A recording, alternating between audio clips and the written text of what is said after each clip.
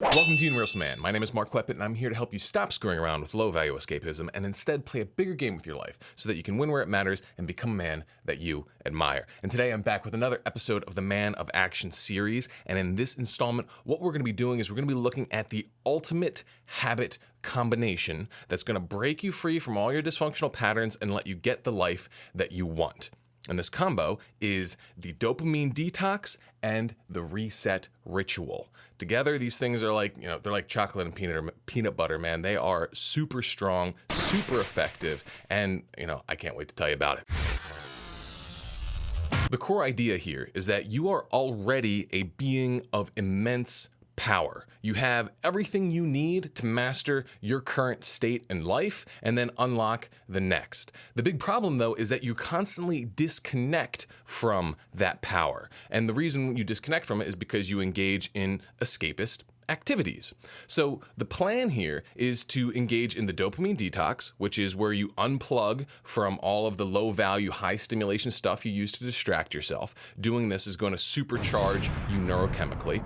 And then, to fill that void, we're going to add the reset ritual. And the reset ritual is a way that you can constantly connect and revive and revivify your ability to be in tune with your wisdom, with your power, with the person that you really want to be. Because if you lose that connection, everything's going to fall apart. You can think of the dopamine detox as the ultimate habit of removal, of making space, of pushing something out of your life. And the reset ritual, I believe, is the ultimate habit of addition. It's the thing that if you add it to your life, then big stuff is going to happen. And I'm so pumped about this. And honestly, the only thing I'm frustrated about is that it took me this long to put these two together to really, I've had a dopamine detox idea for a while, but this reset ritual thing, it's some good stuff. So you're definitely going to want to watch this one. Nice. Before we get into it, I just got to take a second to tell you that progress, regardless of how many tools and whatever you have, it happens way faster when you're part of a group. Humans, we are social creatures and we thrive in a social setting. So if you want to have a group of like-minded guys who are engaging in the same kind of stuff, then join my Vanguard community. You get access to all kinds of exclusive content and to me, and it's a heck of a lot of fun. And it's a great replacement for doing, dumb stuff on Instagram, when instead you could be interacting with guys who share your values and can bring you up and motivate you and all that kind of stuff. It's a super convenient sort of thing. And speaking of convenience, I'm also going to be doing a bit of a review on the dopamine detox. So for some of you guys who are familiar with that, you may want to skip. And to make it easier for you to do that, I've added timestamps below. So, I think it's worth watching the whole thing, but if you want to skip ahead, go right ahead. All right, we're going to start things off with my core assumption here. It's the core assumption I bring into all of my coaching, and I think it's something that you need to own. And this is the idea that you already have the power that you need, okay? Pretty much everyone, they already have the knowledge and they have the ability to master their current state in life. Now, you may not have the knowledge or the ability to master some future or further state, but you always have what you need to master your current state. And let's look at this, all right? Everybody kind of knows what they need to do. Everybody knows what they could do in their current situation that's going to let them pretty much crush it. Okay, we all know this because we're in it constantly. We're in our state, and so we know the things that would make our situation better. Also, we all have the ability to do these things, even if it's just the ability to get started the process of improvement, right?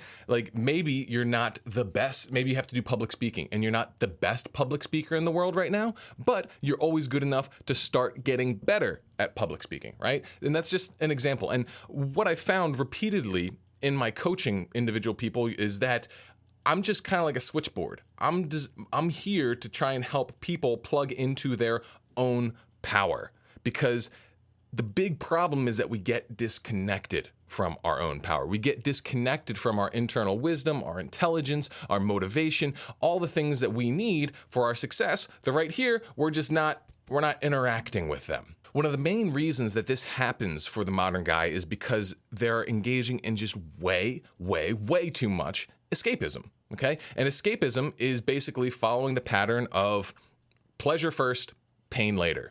Basically, you feel uncomfortable in the moment, and so what you do is you just engage in some kind of stimulating activity that transports you somewhere else, releases some dopamine, makes you feel good for the moment, but then when you snap out of it later, all of a sudden, you're kind of in a worse position. And so we all know what this is like. It's like you got some work to do, you got some studying, whatever, and you procrastinate. You watch some porn, you play some video games, you surf the internet, binge some Netflix, and then all of a sudden you lost the whole day, you didn't get any further, you're even more stressed now, and it makes you want to escape even further, right? And this is a big problem. Like, a huge amount of my work has been devoted specifically to the recovering of the porn addiction stuff, because that's usually the most intense escape that guys engage with, as long as they don't have substance abuse problems.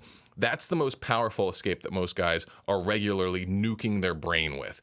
They can use porn and to some extent video games and other stuff, which aren't as bad, I don't think, but they can use porn as kind of like this instant feel-good button. No matter if they're stressed, if they're worried, if they're sad, if they're lonely, whatever, they don't need to solve any of that. They can just press the porn button, feel good, bliss out, and it solves the problem for them, right? And all escapism follows this pattern. This is a big issue beyond just the fact that it sets you behind, wastes time, stresses you out more, whatever. It also has a big neurochemical effect too. And this neurochemical effect is that it desensitizes you to less stimulating pleasures. And the problem is that most good things are in that band, like it's kind of like if you go outside and you stare at the sun for a few seconds and then you try and walk into a dim room, you're not going to be able to see anything because your eyes are so overstimulated. And the same sort of thing happens in real life with this habit stuff, is that if you're constantly staring at all this hyper-stimulating stuff, then the details of the less stimulating things, they're going to seem darker. So it's like you walk back into that room after staring at the sun. It might be the most beautiful room in the world. It might be filled with all kinds of wonderful art, but you're not going to be able to see it. You're not going to be able to appreciate it because you're overstimulated. Same thing happens. So healthy stuff like working out, regular connection with people, just the satisfaction of doing good work, all those things are going to be gone because they don't compare to a hyper-stimulated orgasm or, a peak video gaming moment or, that moment when you're watching the hero, he conquers the villain. Like, all these are really high kind of moments, and it makes everything else through comparison seem worse, right? And that then just makes you less motivated to do real things, want to escape more, and then there's kind of this escapism spiral that goes on and gets people locked into a really dysfunctional pattern. To make matters even worse, as you get a habit of doing this sort of stuff, not only are you unplugging from doing the good things that you should be doing, you're also unplugging from the part of you that knows you should be doing good things. This kind of like your conscience, your higher self, your inner wisdom, whatever you want to call it, every time that you're unplugging and you're doing something inauthentic that doesn't really represent the real you, the best you, etc., you're weakening that connection with that part. And this part of us is supposed to be like the executive. It's supposed to be the person calling the shots. And the only way that we're going to be our best selves is if we are in constant alignment with that part. But if you're constantly trashing that connection, then you're really setting yourself back big time. The way that I see it, the solution to this situation is to engage in what I call the dopamine detox. Okay, and the dopamine detox is basically a process where you cut out this high stimulation, low value activity, this high stimulation, low value escapism. You just stop doing it. And what this does is it resensitizes your brain. It's like kind of like if you're constantly eating junk food, okay, well then vegetables taste terrible. They just can't compare, right? If you want vegetables to taste good, then fast, okay? Don't eat for a while, get hungry, and if you get hungry, well then all of a sudden that piece of broccoli is going to look delicious, okay? A very similar process happens neurochemically. You cut out that super stimulating stuff, the more nutritious and healthy activities start seeming more and more appealing. Okay, and there's a process to this, which I explain a lot in Man of Action #2, where I talk about mapping out the dopamine detox. But basically, you start with cutting out the most extreme stuff, and then progressively, get tighter with things. Maybe you start with cutting out porn, and then after you get that down, then maybe you cut out extreme internet surfing, or maybe you start limiting video games or something along those lines. And you just can't do it all at once, okay? It's just a little bit too much. But if you start making this change, well then what that's going to do is that's going to create discomfort inside of you at first. All right, it's not pleasant. So what we have to do is we have to kind of fill that void. We got to add stuff, okay? And the things that we're going to add are baseline disciplines, usually in the beginning. If you don't have a good self-care regimen, meaning you don't have your sleep on point, you don't have your nutrition on point, you're not exercising, you're not engaging in self-talk, you're not journaling, you don't have social connection, you don't have baseline productivity. If you don't have these things, well, then taking out that escapism, you're just going to be present in a life that sucks. So we have to start getting you to live a life that doesn't suck. And likewise, like the same with the cutting out, we have to be intelligent about the way that we add things. You can't add all these disciplines all at once.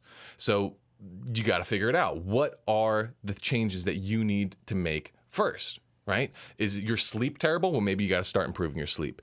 Do you only eat Doritos all day long? Well, maybe we got to get your diet up to par, okay? And it doesn't need to be something crazy, all right? We're talking about incremental baseline improvements, bringing up your baseline rather than chasing peaks, all right? So instead of going, full paleo or vegan, something more reasonable would be like, okay, I'm gonna have a vegetable at every meal, and I'm gonna focus on drinking primarily water instead of soda, okay? These are the kinds of things that I'm talking about, and these sort of shifts, they make a big, big difference. And if you follow this general plan of cutting out high stimulation, low value stuff, adding fulfilling disciplines, okay, and you're doing it in a progressive, sensible manner, eventually you're going to be living a fantastic, wonderful, fulfilling life. But there is a problem here. There's actually a very significant problem here. And the issue is that this is complex, right? Like what I just described to you, it makes sense. It seems simple on the surface, but when it comes down to you actually implementing it in your life, a lot of people struggle with it. Like, for example, a lot of times when I'm talking with an individual, I'm coaching a client and I'm trying to help them map this out, it can take multiple sessions to get clear on exactly what changes they're trying to make right now, because either they will have a tendency to try and take on too much. They'll think that they can change a million different things, and sometimes they're really stubborn about it, and I have to be like, okay, let's try it. And then they try it, and they crash and they burn immediately almost. And then next time they're a little bit more sensible, and we can talk it down, and then maybe after that they try that, and we'll have to tweak some things or whatever. And it's hard to get this stuff straight, especially when you're constantly getting disconnected, all right? And this disconnect occurs over a number of ways. Like sometimes you can disconnect from your progress, disconnect from your goals from being too successful. Like I see this all the time, like guys who are in the process of quitting porn, for example, they'll have a good streak and their life will get better and they'll just kind of stop thinking about things. They'll just be like, oh, just go on cruise control. Hey, this is awesome. My life's a little bit better. And they take their eye off the prize. And when they do that, all of a sudden, they're not practicing the stuff that will keep them clean and they relapse. Boom. Okay. And this happens with a lot of people. Things go good, you forget what you're doing, and then you fall off track. You get disconnected. Sometimes it happens in the opposite way. It's because they have a little failure. Maybe they have a relapse, or maybe they just miss a discipline. Maybe they just have an unproductive morning where they surf the internet all day. And that little failure starts to create a snowball effect. It's like, oh, well, I already blew the day, so I might as well, blow the afternoon too. And it's like, oh, well, my afternoons, I completely wasted today, so I might as well just relapse on porn. And it's like, next day, it's like, oh, well, I already ruined the week. I ruined my streak. I might as well just keep binging till I have my next session. And I see this with my clients, again, all the time. And this happens to everyone. This happens to me all the time. Like, the reason why I know about this stuff is because I've lived it constantly. We always have these visions, we have these goals, we're plugged into them, and we fall off. We get disconnected. We get disconnected from that leadership part of ourselves, and we fall into kind of autopilot escapism. And so much time is lost with that disconnect period. You would like to have the power of your own accountability, of your own self-connection. Am I right? Well, that's what we need, and that is what the reset ritual is all about.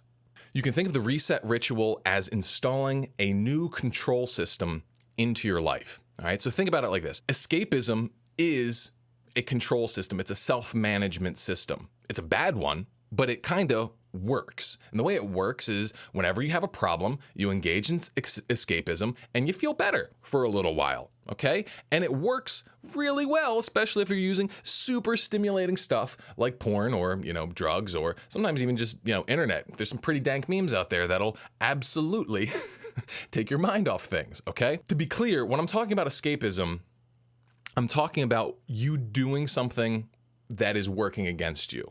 And sometimes even good stuff can be used in an escapist manner. Okay, so I wouldn't say that video games are inherently bad. In fact, they can be quite wonderful sometimes. But if you're playing them when you shouldn't be, when you should be doing other more important things, that's escapism, right? And that is helping you manage your fear about those more important things, the discomfort about more important things, that resistance about more important things, right? So that's the old control system. So if we're going to take that out, then there is a power vacuum. There is a void of leadership inside of you. And we need to install a new one. And that's what the reset ritual is. You can think of the reset ritual as a meeting with yourself. It's a time where you bring your rational mind and your emotional self together and they have a conversation. It's kind of like you become your own coach. It's like you've got an executive inside of you and you got a worker inside of you. And in my universal man jargon, it's your terminal self and your primal self, okay? And you have to have these parts interact in a productive manner every single day.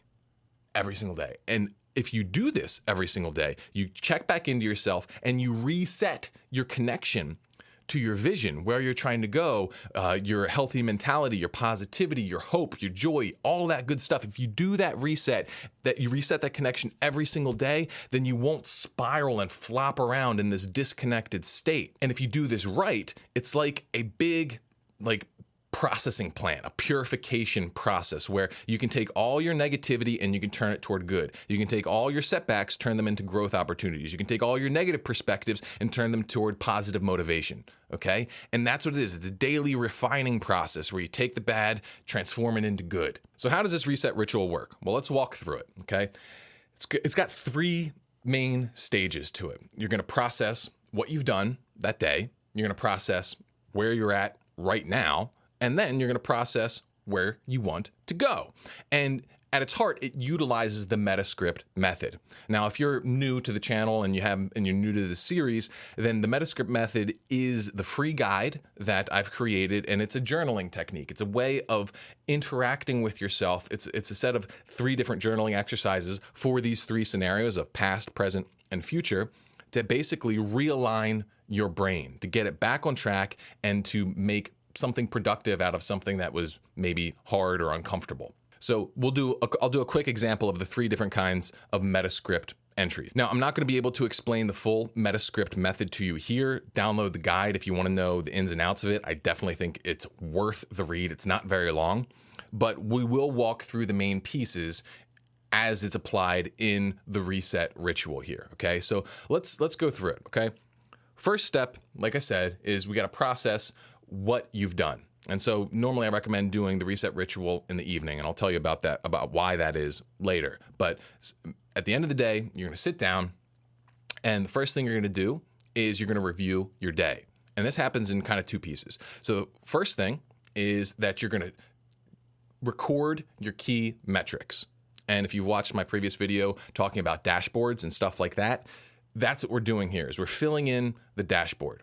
And what that is, it's kind of like, you think of it like a habit tracker, okay? What are the core habits that you're trying to hit, and you fill them in, okay? So for example, mine are, I track the hours of creative work that I've done. I track whether I've done the reset ritual, okay? I track whether I did my morning prayer and visualization, and I track if I did content first available slot in my day.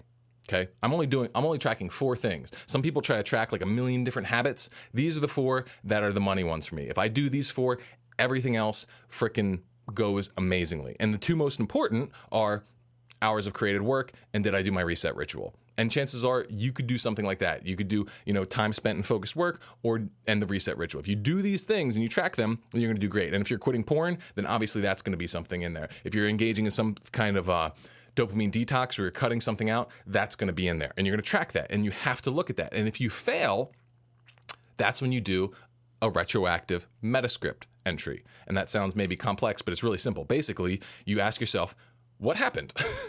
Why did I fail this? What do I have to think, do, or, change to make myself succeed in a similar situation in the future? So for example, say I failed to get any creative work done. Okay, well, I'm going to write down 0 hours and I'm going to say why. Why did I fail to get any creative work done? Well, it's because I did X, Y, and Z, or because I, got stressed about a piece of content and I just escaped. I surfed the internet. Okay, if I did that, then I would want to look at it as like, well, what was I telling myself? Maybe I was saying, oh, you can't figure this out, or maybe, I'm trying to do too much. Maybe I didn't have a clear vision for the content, whatever. And so I would imagine, all right, next time I'm in that kind of situation, I'm feeling that kind of thing, what do I want to do? Well, I want to make sure that I'm plugging in to first getting a clear vision for the content, figure out the outcome that I want to accomplish. I want to connect with that. And then I need to tell myself that I just need to then start brainstorming ideas, start drafting them out, and eventually something's going to click. And I would rehearse this. I would rehearse this in my head so that next time I'm at that same fork in the road where I've got a piece of content I'm stressed about, I run through that script that I pre-rehearsed, I wrote down there, and I'm ready to go. Okay, and it's this repetition, this constant iteration. And a lot of times you're going to have to do the same entry multiple times, but eventually it's going to snap in. Eventually, you're going to get to the point where you will do the new thing simply because you've made the space for it in your brain. You've built a new pathway outside of the moment so that when the moment arrives, you can take it. So back to the ritual. All right. So first step, track key metrics, do an entry, and make an adjustment, re-walk through it if you fail, okay?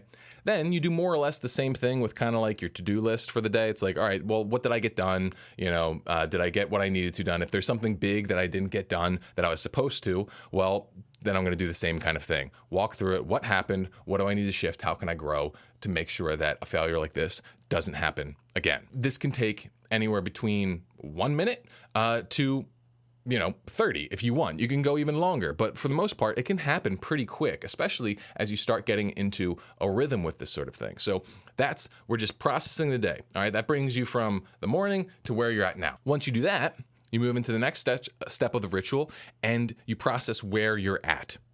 So often I get to skip this part.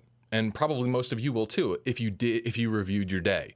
But sometimes there's going to be a lingering thing. There's going to be a lingering worry or fear, or there's something stuck in your mind that you don't feel good about.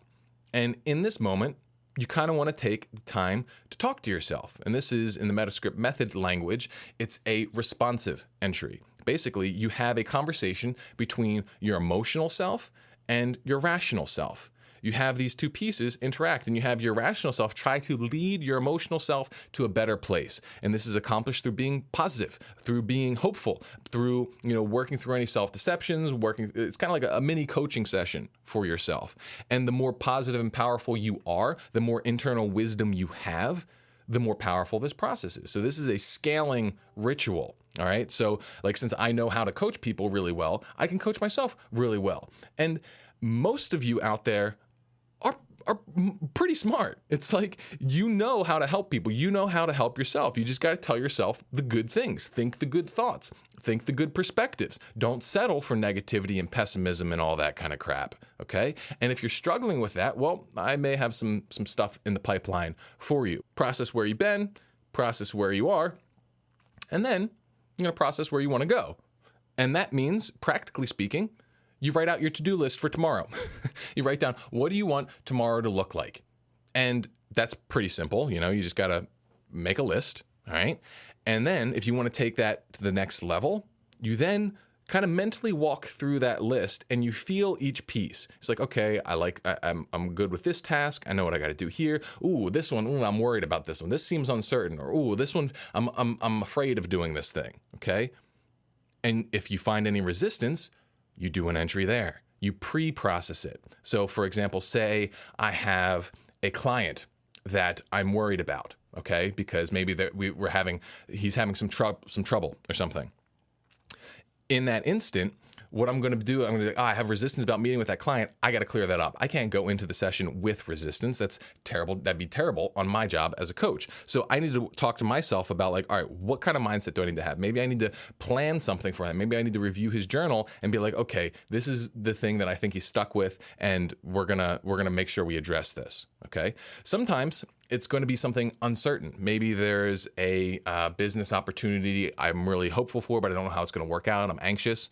In that moment, I'm going to be focusing on, all right, well, what's the most positive way to look at it? What if it doesn't work out? How could I also be okay with that? Okay, doing stuff like that, pre-processing it, and then eventually I want to be able to walk through my to-do list and feel good about all these things. And that is pretty much it. Okay, it seems really simple because it is really simple. All it is just getting yourself reconnected with the best you. And this is the key. This will solve so many problems you have no idea. I wish I'd figured this out years ago because I was always thinking, habit replacement. The problem though with dealing with escapism is that when you take one piece of escapism out, you usually need to add multiple habits. And I was jumping too far ahead into adding those multiple habits. What you need first is you need this control system to manage all of this, okay?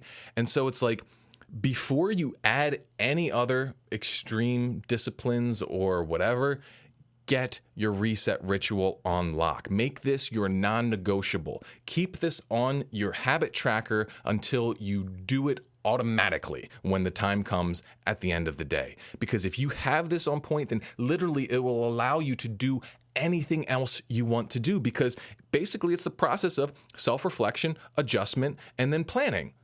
But it's enhanced through also incorporating the rational and emotional components of doing these things. So I've talked about mapping out your detox blocks in previous videos. Okay, well, figure out the habit of negation that you're going to do. Okay, the thing you're going to cut out, and then absolutely the reset ritual is the thing that you're going to add. And you can add maybe a couple of other things on top of it. Don't add too much, but if you add this and you lock it down, everything's going to change. And the final piece here is that people are going to say, well, can I do this at other times? Can I break this up?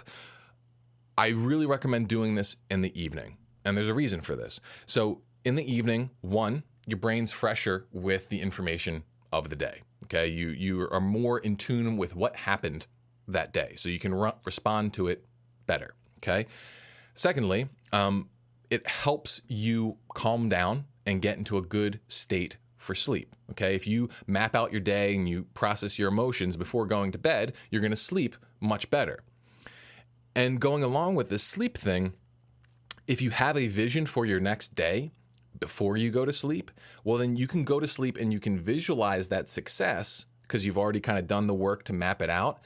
And what you visualize before you fall asleep is incredibly powerful for programming your subconscious. And it actually makes it so much easier then to show up the following day to live that life.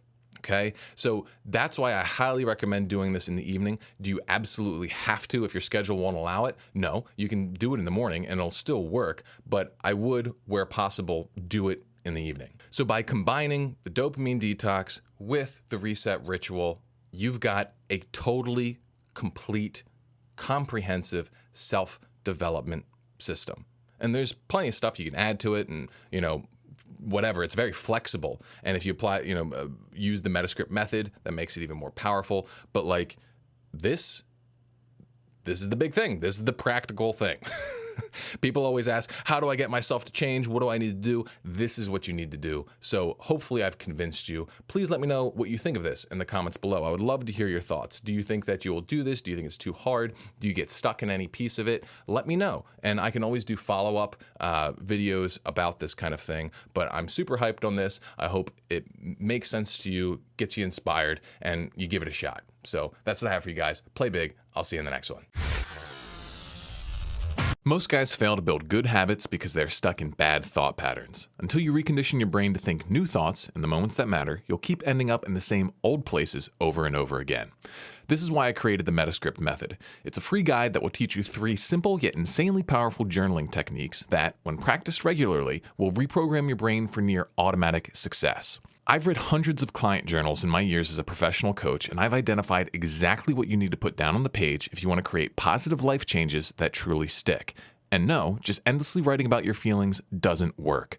So if you want to learn my secret weapons of self-development, then click the link below and grab your free copy of the Metascript method now.